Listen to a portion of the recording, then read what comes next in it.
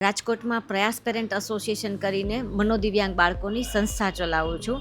આજે special women's day નિમિત્તે voice of ડેની જે આજે એક અલગ જ એક કહીને કે એટલું બધું મને આનંદ થાય છે કે voice of day special women's day માટે એવી મમ્મીઓને સિલેક્ટ કરી કે જે મમ્મીઓ પોતે સ્પેશિયલ એટલા માટે છે, વિશેષ એ મમ્મીઓ એટલા માટે છે કે એમનું પોતાનું એક સ્પેશિયલ ચાઇલ્ડ છે. આજે એવી મમ્મીઓ સાથે વોઇસ ઓફ ડે ઇન્ટરવ્યૂ કર્યા અને એક નાનકડી એવી ઇવેન્ટ કરી કે જેમાં કોઈ મમ્મી જે છે એ સિંગલ છે, પોતે સિંગલ હેન્ડેડ આ બાળકનો ઉછેર કરે છે. કોકને ક્યાંક ને ક્યાંક પતિ છોડીને જતા રહ્યા છે, કોઈ વિધવા થયેલા છે, તેમજ એવી મમ્મીઓ હતી કે જેને એક જ દીકરો કે એક જ દીકરી એવી મમ્મીઓ હતી. અને કોઈ દીકરાઓ આજે 58 વર્ષના એક બેન હતા જેમની દીકરી 58 વર્ષની હોય, પોતે 81ની મધર્સ હતી. એટલે આવી મમ્મીઓનું અહીંયા આજે voice of day special women's ડેના એ મમ્મીઓની જે કહેવાય પીડા કહી શકાય કે મમ્મીઓની કહાનીને આજે વાચા આપવાનું કામ કર્યું છે.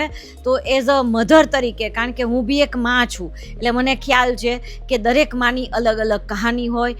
તો special thanks to voice of day કે આ બધી મમ્મીઓને વાચા આપવાનું કામ કર્યું છે.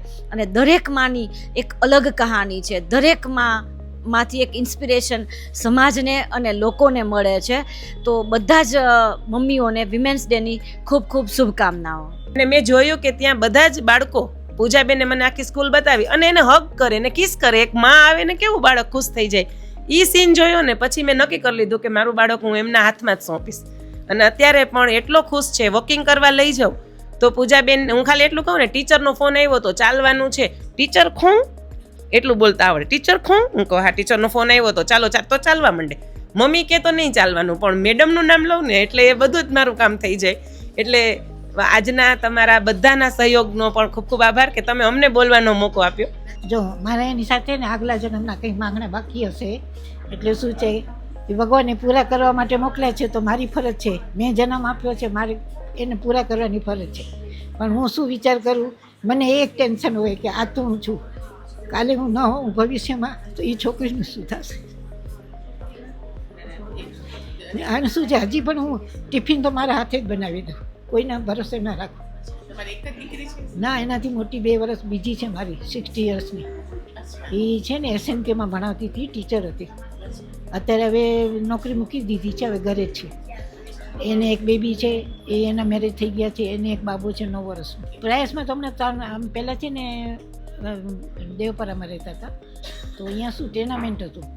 તો સાંજ થાય ને તો ઘરમાં બધું કામ કરતી ને સ્કૂલ. એને શું છે કે અમે જ્યારે સાઉથમાં હતા ને ત્યારે એ સ્કૂલમાં જતી હતી, પણ એને શું આંખની તકલીફ થઈ ગઈ, તો એને બોર્ડ ઉપર આમ ઊંચું ન જોઈ શકે. તો એક દિવસ ટીચરે એને માર્યું કંઈક. પછી એને એવું મનમાં થઈ ગયું કે આ ટીચર મને મારે છે કે મને બોર્ડમાં દેખાતું નથી, તો કે મારે સ્કૂલ નથી જવું હોય કે. પછી ઘરમાં જ રહી ગઈ. તો આટલા વર્ષ સુધી ઘરમાં જ હતી. હમણાં હવે 3 વર્ષથી અમને અહીંયા શિફ્ટ થઈ ગયા સ્વામિનારાયણ ચોકમાં, તો સ્કૂલ નજીક પડે છે અમને. बेटी की एज 34 रनिंग है.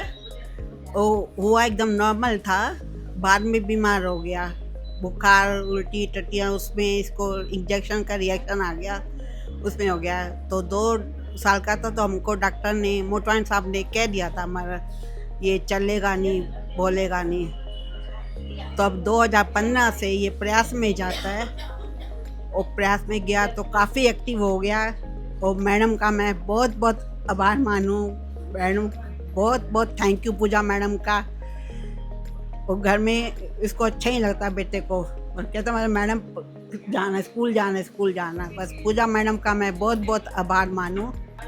નાનું બાળક કંઈ 6 મહિનાનું, મને એમ હતું મારો બાબુ થોડુંક સમજે છે, પણ મારા ઘરે 2 બેબી આવી ને બાબાને, પછી ખ્યાલ આવ્યો કે આ તો 6 મહિના જેટલું નથી સમજતું એમ, 6 મહિના જેટલું નથી સમજતું એમ. અને કુદરતી ભગવાને એટલી તાકાત આપી છે. બધા અમે સાથે છે, મારા હસબન્ડે છે, પણ સુવડાવો, જમાડવો, નવડાવો, દિવસમાં 3 વાર નવડાવવાનો, 3 વાર જમાડવાનો, ચા પાણી બધું ધારવાર દેવાનું. કારણ કે નોર્મલ બાળક કરતાં આપણી પાસે જે છે એ ભગવાનનું દીધેલું એક સ્વપ્ન તરીકે સારું જ કહેવાય, એક જ છે. હા, અને અમે ક્યારેય વિચાર્યું પણ નથી કે અમે બીજું બાળક કરીએ.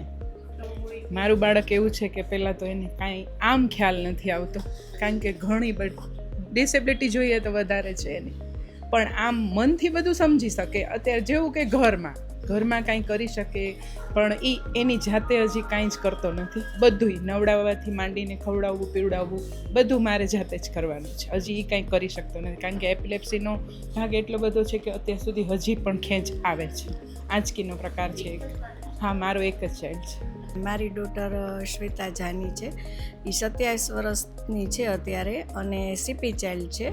એ 10 મહિનાની હતી ત્યારથી અમને ખ્યાલ આવ્યો, એનું MRI બધું કરાવ્યું તો ખ્યાલ આવ્યો કે સેલિબર પાલ્સી છે. ત્યારથી અત્યાર સુધી અમે સતત એને કસરત કરાવવાની, એને બહાર લઈ જવાની, કે જે કાંઈ બધી પ્રવૃત્તિ એની રૂટીન હોય એ બધી કરી છે. બ્રશ કરાવવાથી માંડીને રાતને સુવડાવવા સુધીની બધી એક્ટિવિટી કરી છે. પણ અમે એ એકેય વસ્તુમાં અમે બોજ નથી માનતા, કેમ કે અમે એવું વિચારી છીએ કે સાક્ષાત ભગવાન અમારી પાસે આવ્યા. મારી સિસ્ટર છે, મારાથી મોટી છે, એને ઇન્ટેલેક્ચ્યુઅલ ડિસેબિલિટી છે 50%. અમે ફેમિલીમાં 2 જ છીએ, મધર ફાધર નથી, બ્રધરે નથી. હું પ્રાઇવેટ જોબ કરું છું, વર્ક ફ્રોમ હોમ ઓનલાઈન કરું છું, એટલે મારી સિસ્ટરને એકલી રાખી શકાય એમ નથી. એટલે ક્યાંય પણ બહાર જવું હોય તો એને મારે લોક કરીને મારે જવું પડે એ રીતે. અને ઘણી અમુક ફેઝ તો ઘણા લાઈફમાં એવા છે કે શું કહેવાય કે સોસાયટી જે એજ્યુકેટેડ લોકો હોય આવા લોકોને એક્સેપ્ટ નથી કરતા, એની મજાક ઉડાડે કે ઘણું બધું એવું થતું હોય, બહુ વિયર્ડ બિહેવિયર એ લોકોનું આ લોકો પ્રત્યે હોય. ત્યારે બહુ થોડું હર્ટ ફીલ થાય કે આવું ન હોવું જોઈએ એમ, કારણ કે એ લોકો સ્પેશિયલ ચાઇલ્ડ છે તો એ લોકોને પણ ઇક્વલી એ લોકોને ટ્રીટ કરવા જોઈએ. એટલે એમ સમજે, એમ મારું સજ મોઢું પડી ગયું હોય તો એમ કે તને શું થયું છે, કે મને રોજ હમણાં બરફ ઘસવાનું કહેતો તો ટાઈમ થાય એટલે ઘડિયાળમાં જોઈને ઘસી દઈએ, કે તબિયત સારી ન હોય તો એ કે મારા પપ્પાને કાંઈ થઈ ગયું તો મારા મમ્મીને કાંઈક થઈ જશે તો એટલે મારું ઓપરેશન નથી કરાવું, ડૉક્ટરને એણે એવું કીધું. અને રડવા માંડ્યો એટલે ડૉક્ટર કીધું કે અત્યારે વિજ્ઞાન ઘણું આગળ વધી ગયું છે તો તારા મમ્મીને કાંઈ નહીં થવા દે. છતાંય ઓપરેશન કર્યું, બીજે દિવસે હોસ્પિટલ લઈ આવ્યા તો રડવા માંડ્યો, મમ્મી તને કાંઈ થશે નહીં ને. મારા બાબાનું નામ જન્મે દિલેશભાઈ પરમાર. એ સ્પેશિયલ ચાઇલ્ડ બાળક છે. એ અમારા ઘરે આવ્યો, બહુ ખૂબ ખૂબ આભાર ભગવાનનો, અમને એવી સેવા કરવાનો મોકો મળ્યો. મારા સનનું નામ આરુષ છે અને ઇન્ટેલેક્ચ્યુઅલ ડિસેબિલિટી છે એમને 90%. અરાઉન્ડ મેં એને 7 years સુધી physiotherapy, speech therapy, occupational therapy બધી થેરાપીસ કરાવેલી છે. અત્યારે હું બધું એને ઘરે જ કરાવું છું, કારણ કે એને એપિલેપ્સીનો ઇસ્યુ છે બચપનથીના. એટલે એપિલેપ્સી 7 years સુધી થોડી માઇલ્ડલી કંટ્રોલમાં હતી એટલે હું એને થેરાપીઝ માટે લઈ જતી શકતી, પણ અત્યારે 15 yearsનો છે, મારા કરતાં હાઇટ બોડીને બધું વધારે છે એટલે મોબિલિટી થોડીક ડિફિકલ્ટ છે અને એપિલેપ્સીના અટેક્સના કારણે હું એને વધારે મૂવ બહાર નથી લઈ જઈ શકતી. એટલે ફિઝિયોથેરાપી બધી થેરાપી હું અત્યારે ઘરે જ કરાવું છું. મારે એક બાબો જ છે 19 વર્ષનો.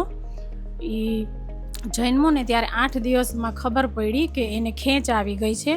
એટલે એને પછી મોટો થયો એટલે 8 મહિનાનો હતો તો એ હજી બેસતો નહોતો. પછી અમે ડૉક્ટર પાસે ગયા, પછી ડૉક્ટરે એમ કીધું કે આને ફિઝિયોથેરાપી કરાવવી પડશે. પછી અમે એને 9 વર્ષ ફિઝિયોથેરાપી કરાવી છે.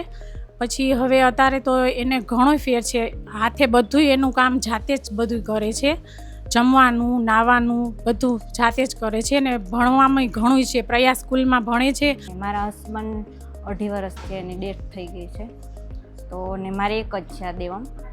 તો મેં પછી મારા હસબન્ડનો એક્સપાયર થઈ ગયા પછી 1 વર્ષ ત્યાં રહ્યા અને પછી અત્યારે અહીંયા 2 વર્ષથી અહીંયા છે અમે રાજકોટ.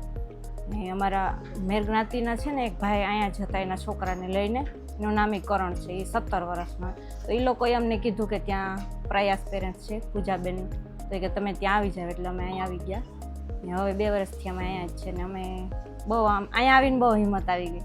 11 વર્ષથી છે, ડાઉન સિન્ડ્રોમ છે. ના, અમુક બેઝિક વસ્તુ એ પોતે કરે છે, અમુક મારે કરાવવું પડે છે, મેનેજ થઈ જાય છે. ભગવાને આપ્યું છે તો કાંઈક વિચારીને જ આપ્યું હશે અને એ વસ્તુ છે કે ભગવાને અમને આપ્યું છે તો અમારામાં એટલો સંઘર્ષ કરવાની હિંમત હશે, તાકાત હશે, એટલે ભગવાને અમને એમ આપ્યું છે. મારા બાબાનું નામ ઉદય કિશોરભાઈ, ઓટિઝમ છે, 12 વર્ષનો છે. એમ માનું કે ઈશ્વરનો પ્રસાદ છે, આપણા માટે આપણી દુનિયા એ જ છે. એને નવડાવવું, ખવડાવવું આપણા માટે આપણી દુનિયા ત્યાં સુધી સીમિત થઈ ગઈ છે. થોડુંક પૂજાબેન છે અને અમારા શિક્ષકો છે ને એની ડાળીઓ છે અને અમારા બચ્ચા છે ને એ અમારા પાન છે. જ્યાં સુધી અમારું રૂટવર્ક સરસ છે ને ત્યાં સુધી વાંધો નથી. એટલે બે ઓલા રૂમની એક સ્કૂલ હતી, એમાં અમે લોકો 4-5 છોકરાઓને લઈને જતા અને ત્યાં બધું આવું ચાલતું. ત્યાં પછી એક મિટિંગ હતી, ત્યાં પૂજાબેન પટેલ ત્યાં આવ્યા અને ત્યાંથી પછી અમારા લાઈફની શરૂઆત થઈ અને એણે કીધું કે મારું સપનું એવું છે કે અહીં એક આપણે આવી સ્કૂલ બનાવીને કરવી. ત્યારથી આ પ્રયાસ જોઈન કર્યું ત્યારે લગભગ કેયુર 6-7 વર્ષનો જ હતો, અત્યારે 26 વર્ષનો થયો. ત્યારથી અહીંયા જ હતું. પહેલાં મારા સાસુને બધા અમે સાથે હતા ત્યાં સુધી હું જોબલેસ નથી. અત્યારે હવે પ્રયાસમાં જ હું જોબ કરું છું અને આવા મોટા બધા બાળકોના ક્લાસમાં જ હું છું, ત્યાં જ. જન્મ પછીથી 5 મહિના નથી ત્યારથી પોલિયો થઈ ગયેલો હતો મને. હું યુનિક વિકલાંગ ચેરિટેબલ ટ્રસ્ટમાંથી એમાં મારું ફોર્મ ભરાણું હતું ને એમાં હું ખેલ મહાકુંભમાં મારો ગોળા ફેંકમાં 1લો નંબર આવેલો હતો. પ્રયાસમાં મારા મેડમે 9 દિવસ નવરાત્રિ રમાડીને એમાંથી પછી મને એમ થયું કે ના, મેડમ બહુ ભાવેલા છે ને તો મને એમાં નોકરી રાખશે. મને મેડમ અવારનવાર ભેગા થતા ને તો કહેતી, મેડમ મારું કંઈક કરજો, મને રાખજો, મેડમ મને એમાં નોકરી રાખજો. પછી મને મેડમે છેલ્લી વખત મેં પૂછ્યું, મેડમ હવે તમે કાલથી આવવા માંડજો. અભ્યાસ અમારા સ્વનિર્ભર થઈને અમે ભણાવીએ છીએ મારા છોકરાને. बेटा है, स्पेशल चाइल्ड है, आईडी है.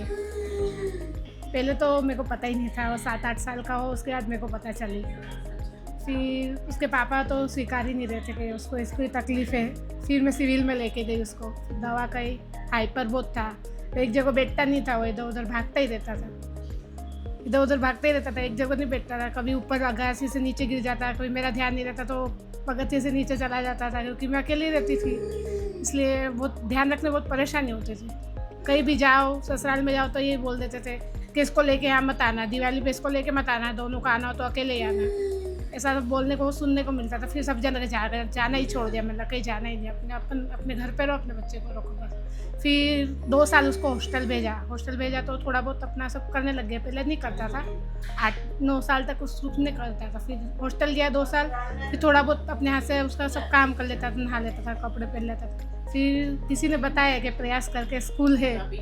મારે જન્મથી સૂતો રહેતો હતો 3 વર્ષ સુધી, પણ પછી કંઈ ખબર નહોતી પડતી, હાલતો નહીં ચાલતું નહીં. એટલે પછી અમે ડૉક્ટરને બતાવવા ગયા, મધુમતી કોલને. તો અમને કીધું કે આ થોડોક બાળકમાં થોડુંક પ્રોબ્લેમ છે અને એને બતાવી દો. માથામાં ચીપિયો છે, જન્મ થયો ત્યારે થોડું ચીપિયાથી લાગી ગયું હતું અમને.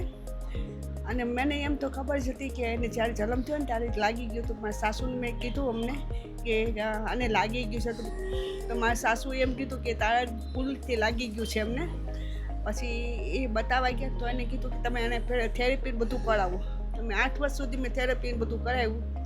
પછી આ પૂજાબેનને મેડમ ત્યાં મને ખબર પડી, મારા જેઠને ખોટી એ કે ત્યાં જોબ ઓલા છે એવી છોકરાઓ માટે છે, ચાઇલ્ડ્સ માટે, તો ત્યાં તમે જાઓ. પછી ત્યાં હું અને 10 વર્ષ થઈ ગયા.